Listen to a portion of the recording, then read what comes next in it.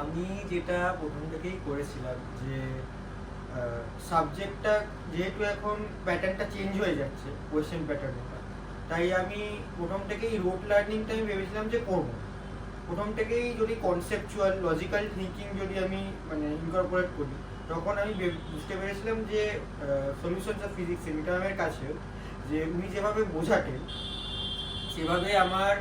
কনসেপ্টটা যেহেতু ক্লিয়ার হয়ে যেত, আমি সেরকমভাবেই ওই কনসেপ্টটা খাটিয়ে আমি যেখান থেকেই কোয়েশ্চেন আসুক না কেন আমি সেটা ভালো করে করতে পারতাম, অ্যাটেম্প করতে পারতাম।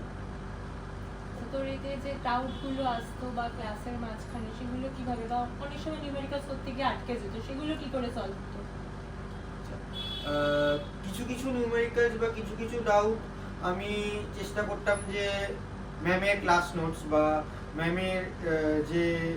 মানে নোটসগুলো দিয়েছেন উনি বা যেভাবে উনি বুঝিয়েছেন ওই